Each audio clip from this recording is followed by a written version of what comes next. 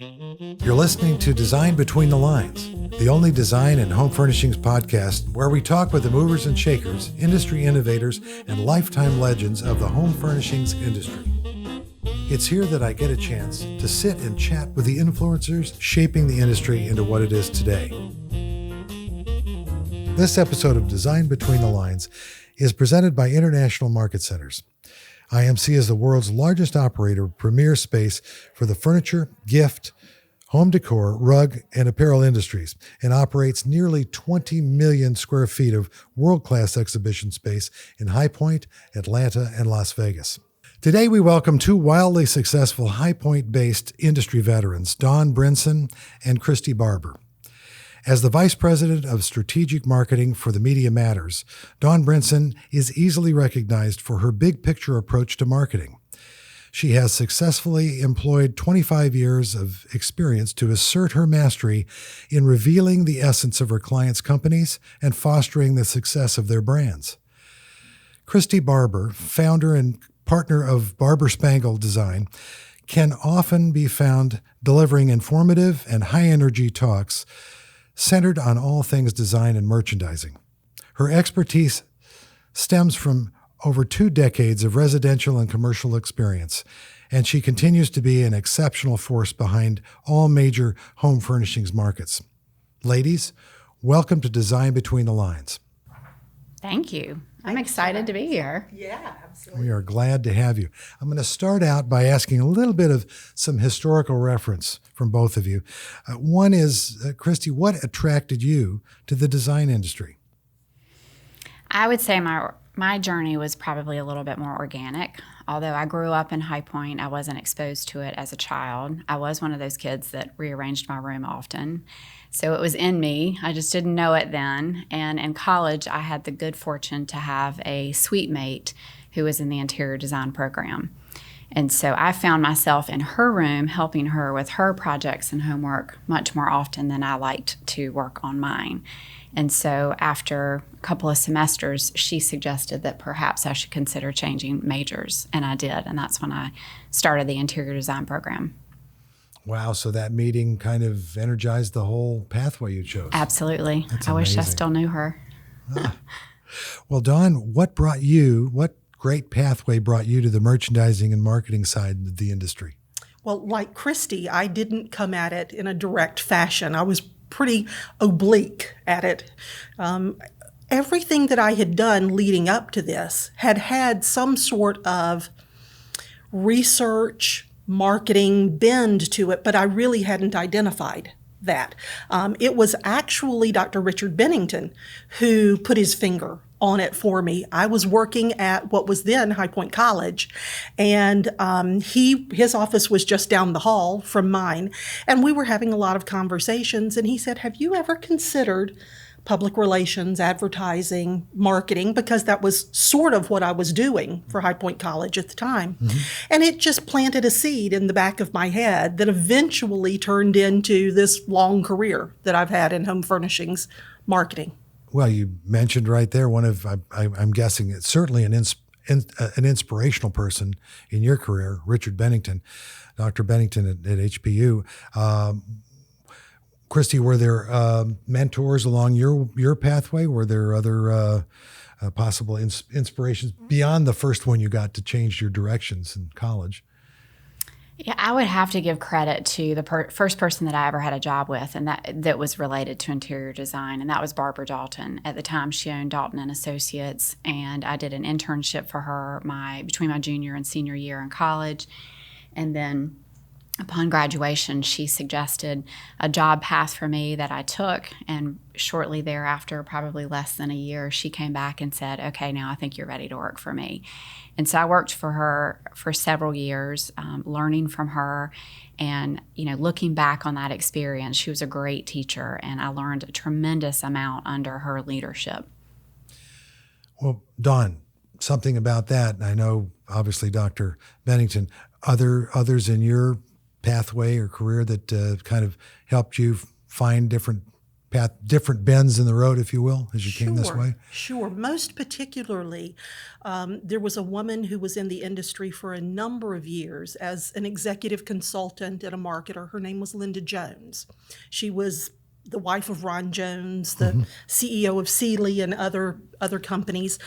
And she was sort of the second one to kind of see that the things that I was doing at the time could translate well into the home furnishings industry. And she really was probably my most ardent mentor once I got into the industry. And I really appreciated that. And then Ron was always there to help and answer any questions. And they were just instrumental in guiding, once I was in the industry, where I wanted to go. Well, I know that you have design in your background. I know that you are currently the president of the local chapter of IFDA, correct? Congratulations on that. And ASID is in your life, and other. You've got a lot of little letters behind your name, I've noticed. But let me ask both of you, in your opinions, how does design influence the day-to-day quality of people's lives? How do you feel, as maybe even especially at this time of COVID, how has that become even more important in people's lives, the design that they deal with every day in their homes and commercial properties that you've done, frankly, and anything you're seeing your clients do as well? You're seeing them change things right before our very eyes in the last few months, the direction of the industry, designs, et cetera. Tell me a little bit about how you see this influence on the day-to-day lives of folks these days. I think that people recognize and appreciate good design, even if they aren't able to articulate that that's what they feel from it. Good design, whether or not it's a glass or a cup or a beautiful room scene, creates this sense of calm and peace and harmony, I think, inside people. It's not something that often people talk about, although now the concept of wellness and good health is so important in design, and we're having those conversations both on an aesthetic side and also on a research side. But I think that good design is paramount to good health, especially good mental and physical health. And those who don't have access to things that are well made, well designed, well properly functioning, and also have some aesthetic quality, I truly believe that their quality of life could be improved with those sorts of things. Christi, what about you? Yeah, I could not agree more. I mean, just sitting here listening to you, I was thinking about a class that I had in college on urban design and the studies that we did on people who had certain types of environments versus others and their quality of life, which I found really interesting. And so we talk often about the office about meaningful design, and meaningful design is giving an impact to the people in the spaces that we have designed. And so that impact could be a variety of things. It could be that they're happy, that they're successful, that they're more productive, that they're selling more products, that like I think about, you mentioned High Point College, now High Point University, and we design a lot of spaces for them, including dorms. And one of the things that we did was the most recent dorm we designed all these amenities in it for today's living. So like I think about the students who may have at one point been homesick, but because we designed kitchens, cooking kitchens into these dorms where they could get in and engage, it impacts their life, it has meaning, and suddenly maybe those kids are no longer homesick because they have an outlet for creative energy in some capacity. So could not agree more. Good.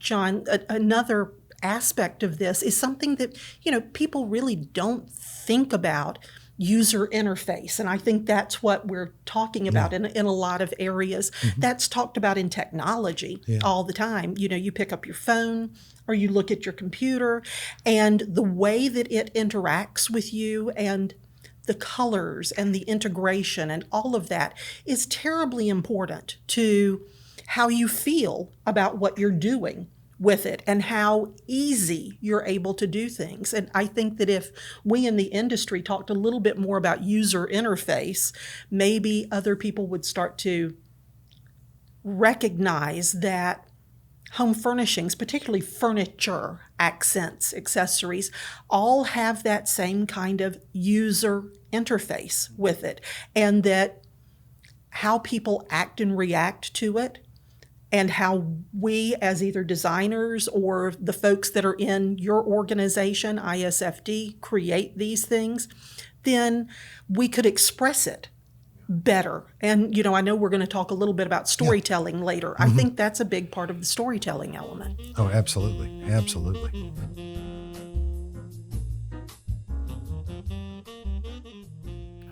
So that brings me to a point where I'd like to ask a little bit about what a day in your life is like. So I'm going to start with Christi, because we off camera just a minute ago, we're talking a little bit about what a day in her life was like last week when you were part of a special event. Tell us a little bit about that. Yes, so the event was Gail Dobie's Genius Exchange, and I had the pleasure of being requested to speak as a TEDx presenter, which basically means you have less than 15 minutes to state your case. And so I spoke on team culture. It was really exciting. Awesome. One of my very favorite topics. Well, it's easy to see that when you look at your website and for your organization and the videos that are on that, and watching the team members interact, even if you are watching vicariously. So let's speak to team a little bit. The day in your life with your team, how does that go for you? What's that like when you come in the door? Everybody throwing paper at you, or what are they doing? Well, my team is my very favorite part of my job, I have to tell you. I've gone from creating and designing spaces to creating and designing a company culture, which Dawn and I have talked at great length about, which is really fun. And, next phase of life for me, which I am enjoying immensely. One of the things I love most about my day is no 2 days are ever alike. They are different every single day. And, this current pandemic and quarantine has made it look a lot different than it did prior to. Prior to, it was very fast-paced and busy, so I am embracing the quarantine pandemic as a chance to get a reset and take a pause and take a deep breath, and I have enjoyed that immensely and spent more time with my team, even though for a large part of it was remotely. It has definitely impacted us on many positive levels and has generated a lot of good out of our company in the process. I'm going to come back to that thought and expand on that, but Dawn, what's a day in your life like? And I can see where teamwork and collaboration come into your business almost every day, every minute. You're collaborating, is that right? Absolutely. And one of the reasons that I've been able to stay in this industry and in the kind of business that I'm in is, just as Christi said, no 2 days are ever alike. When you're working with clients who have their own ideas and their own thoughts and where things ought to go, you've really got to be able to be both manipulative in some ways to help guide them, be adaptive, and to be incredibly resilient, which is good for me because I bore pretty easily at the thought of doing the same thing over and over again. Repetitive kinds of things just want to make me curl up and cry. So, so doing that is a lot of fun. And we'll talk a little bit in a little while, I think, about some other elements of it. But I will say that I chose being in this industry because of its collaborative nature, having been in other industries that didn't feel that way. Mm-hmm.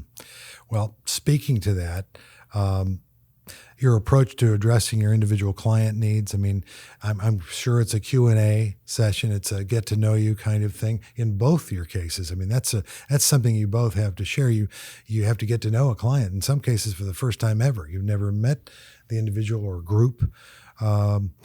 Since we're still here, let's talk, if you would, Dawn, a little bit to that, addressing your clients' needs and how you approach that. Sure. Every one of our clients, with very little exception, are in some sort of creative endeavor. We have chosen that is our path for our company. And so they might be design firms, they might be manufacturers, they might be product designers, they might be nonprofits associated with the creative industries. And so everyone needs a little something different from us. Just like in your world, there are no, okay, everybody walks this path. Whether or not you are redoing this person's living room and that person's living room, those two are completely custom. It just happens to be the living room. Yes. So the same thing is with us. Every client has to be customized. Every client's needs are different. And that to me is part and parcel of why I chose to really focus on the strategic marketing side. It allows me to dive very deep into their businesses if they're willing to be vulnerable enough to let us do that. And I can help them see where they need to be because they're telling me that this is their goal over here, but they're back here. If I can do my strategic marketing work, then I can actually machete down that pathway ahead of them to get them to that goal. Every other part of it is tools and tactics at that point. So it really is fun for me to be able to do that. Wow, that was a great explanation of what you do, and I'll use that machete thing many times in the next couple of months, and I'll refer to you every time I do that. Speaking of macheteing down things and getting focused onto what the real core of a business is, you kind of have to do that, Christi, in your neck of the woods because if you don't know what the client wants, that's a desperately bad place to be when you're designing something that they have to live with every day, whether it be residential or commercial, right? Tell me what how you address your approach to clients. Well, I'd love to touch on the fact that, first of all, Dawn is a master at her craft. She can machete any jungle ahead of you. So that I wanted to be sure to state. Much like Dawn's business, we have to do a deep dive to get to know our clients. And I no matter if that's a commercial, a showroom client, or a residential client, we have to understand what their goals are, what their desires are, what has worked, what hasn't worked, what their budgets are. You got to talk about all that stuff up front so that you really have a good understanding and you can be good stewards of both their time and their money. And then from there, every single project is different. Dawn and I have spoken on countless occasions about how our businesses parallel so regularly with so much of what we do. And, for us, one of the things that we've done is we have developed a 4-step process that everybody goes through that same process. Everybody's project is custom and everybody's end result is very different, obviously, because we have 3 channels of business and we're creating luxury homes and then we're creating retail stores and showroom environments as well as commercial environments.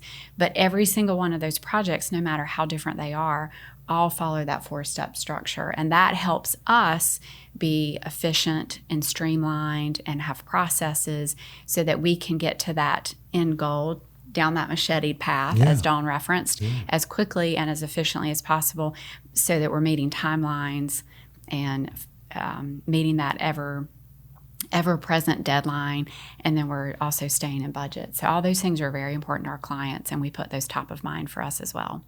And I would think that has to do a lot, too, with whatever it is that the client is going to be doing in the space that you're creating for them, whether that be having a business and operating that business to the best of their ability in the most efficient way, laid out in the most appropriate manner.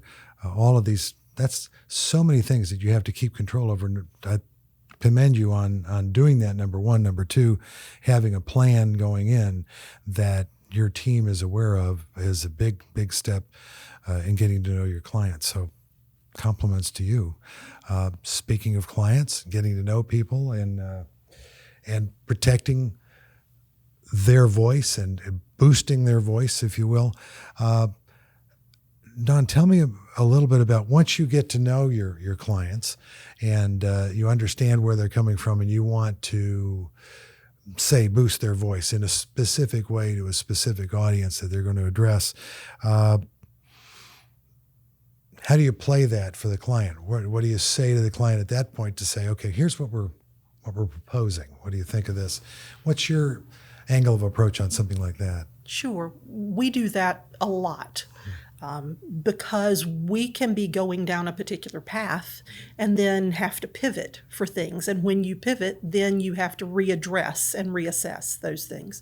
But what we really do is once the client and our team is in agreement as to what the goals are and what your timeline is to be able to get to those goals, then we're able to overlay various things like messaging that has a particular voice, a particular cadence, a particular rhythm of information flow even, whether or not that's through traditional public relations methods, whether it's through social media, whether it's a total revamp of their brand, whether it's creating them as experts in a particular field so that they can be elevated to become, as Christi has, a sought after presenter for things and an expert in her particular realm.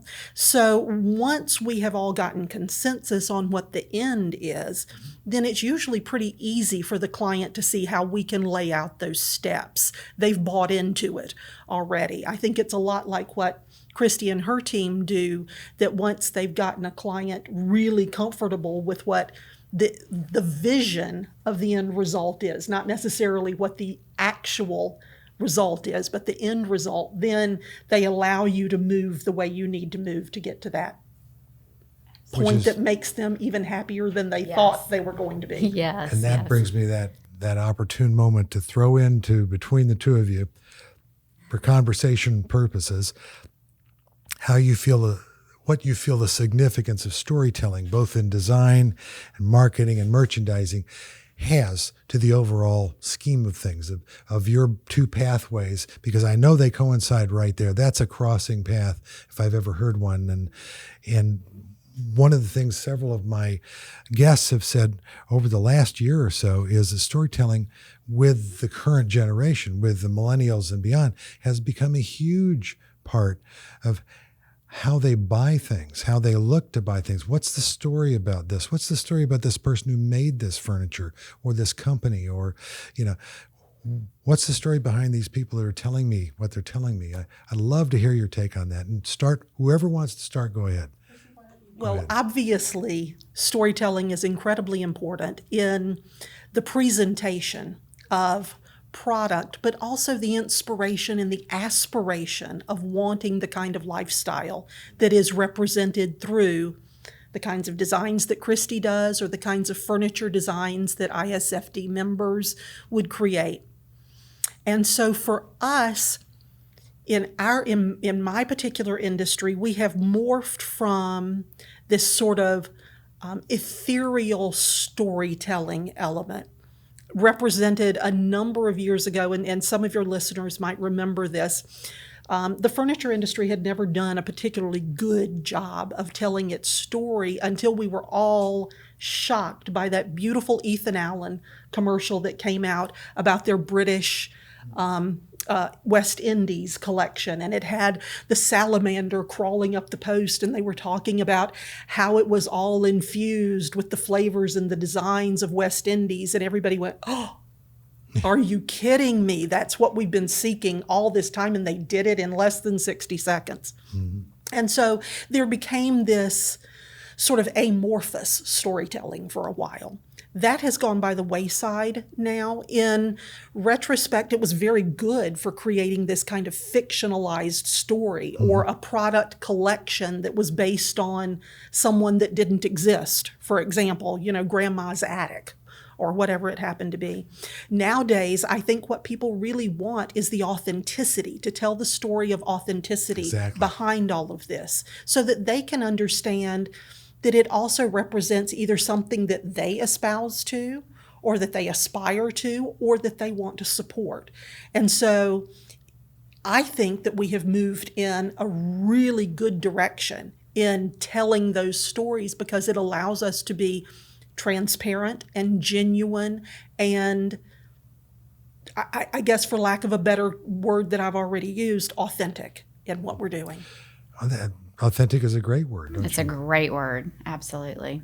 Tell me about how do you get to the authentic person? If you're doing a residence, I mean, you're searching for their authentic self, because you're going to be telling their story, are you not, with a little bit of what you're doing in collaboration with the client? Absolutely.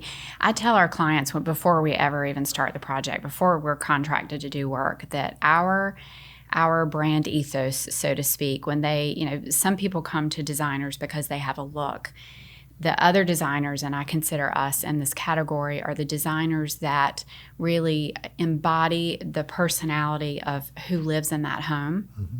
And then tells their story. So the best compliment that we could ever get on a project, especially a residential one, is if someone were to walk into your home and say, oh my gosh, John and Shirley, this looks just like you. This is so you.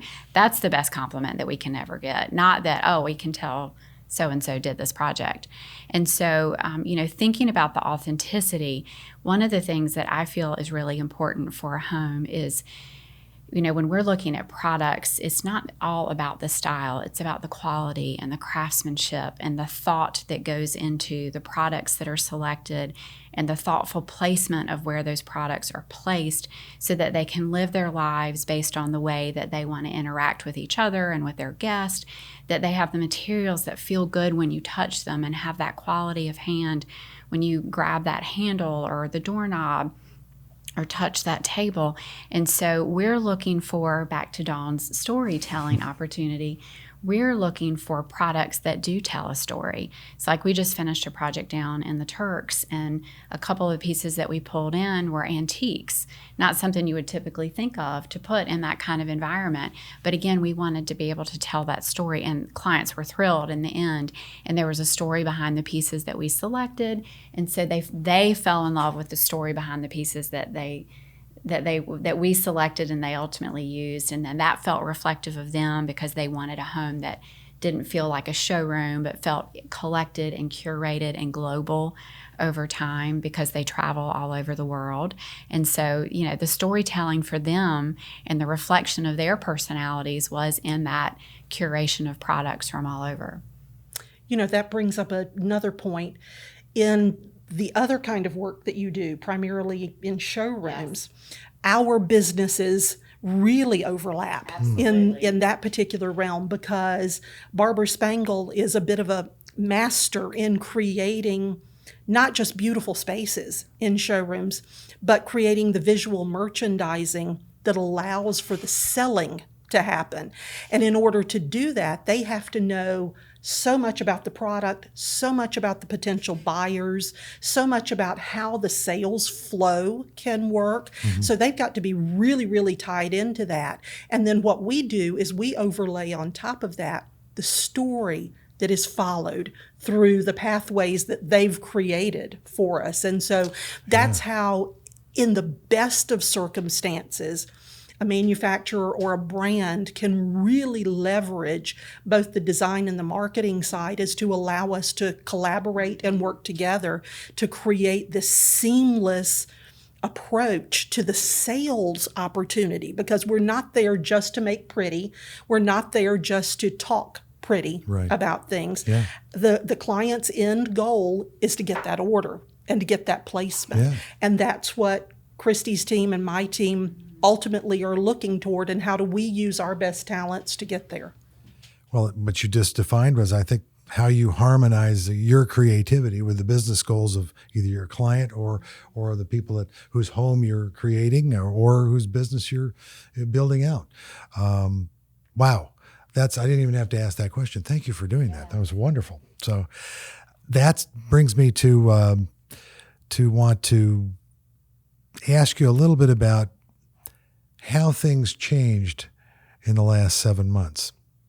What's the one thing that COVID immediately affected how you do business? What's the one, I guess, the first thing that comes to mind, what's the first thing besides the shock of the whole thing and the shutting down of the country? How did that coming along, what was the number one thing that it had a way of affecting your business on? That was a tough way to ask that question, because I was trying to get to a point of, how did it affect you? in a business sense, really? Did it take longer to do things? Did things just stop cold and everybody had to rethink? For us, because we are so heavily involved in showroom design, as Dawn mentioned, and we were literally setting up for pre-market when the governor shut NC down and we had to go into quarantine. And so because of that, for us, everything that we had currently in terms of projects on the books just kind of evaporated overnight. And then, at the beginning, it was postponed, as we all know. And so we kept thinking, okay, in a couple more weeks we'll start, and a couple more weeks we'll start. And, 3 to 4 weeks into it, we realized that wasn't going to happen. And so while that was happening, we were looking at other ways to make an impact and to also pick up other projects and shuffle our schedule so that projects that we were planning to start aftermarket could be pulled into sooner. So it had a fairly sizable impact for our company because we are so heavily market-based. Mm-hmm. I think for us, it was a little bit different, both professionally and with our clients. And I will say from a personal aspect, and Christy alluded to it before we jumped on the podcast, I was out of the country when a lot of the early part of COVID hit. So coming back was a bit of a challenge, just physically getting back into the country, but then the sort of shock of coming back from a place that had virtually they just weren't touched by the illness until I got off the plane in New York and saw emptiness. That personally took a bit of a toll on me. It took probably 10 days for me to get reacclimated to things. But from a business standpoint, we have been pretty fortunate with where clients have been able to hang on or see the opportunity that this has opened for them. They've been incredibly resilient. Okay, we can't go down this path, let's find another path. And they have asked us again to help them find that path. So that's been really, really good. From, I think, our personal business, the Media Matters kind of business, I think that it has actually been a good thing. It is definitely the silver lining in the black cloud for us, because it slowed all of us down long enough to take stock of everything. We were no longer just running, from client meeting to project, etc. And it has allowed us to review all of our processes and procedures and take time to make sure that they are absolutely snug and in place. So when everything gets very, very busy again, which, I truly believe they will, we'll be able to bring even sharper focus and sharper work to our clients. You agree with that? Oh, 100%. We have done a lot of those very same things. And another thing that we did is, and this happened in the very first week where we all started working from home, we sat down as a team on Zoom, virtually, not physically, and said, what can we do for our community? And, we wanted to be helpful and we wanted to be a positive voice in the community. So we started with literally a slogan, "See the good." And we painted it on a sheet and hung it on the side of our building, literally just old school style. And that has become kind of a rally call for High Point. And since then, it has turned into stickers and T-shirts and yard signs. And it's been a wonderful thing to witness. So, in addition to sharpening our tools in our toolbox, we've been able to do something that is going to, in my opinion, have a lasting long-term positive impact on the community. So that's exciting to see. Well, let me say at this moment that I'm going to thank you both for being here for the first half of what will be 2 podcasts. I want the audience to be sure to stay tuned for the next installment as we continue our discussion. All things High Point, all things how are we going to come out of this COVID situation and where are we going from here, and all things design. Be sure to stay tuned for that next edition of Design Between the Lines. Design Between the Lines is produced by Element Studio with the International Society of Furniture Designers. We record in High Point, North Carolina. To find videos of these podcasts, be sure to subscribe to the International Society of Furniture Designers YouTube channel. To learn more about ISFD, visit isfd.org. And don't forget to subscribe to hear more industry stories of design between the lines.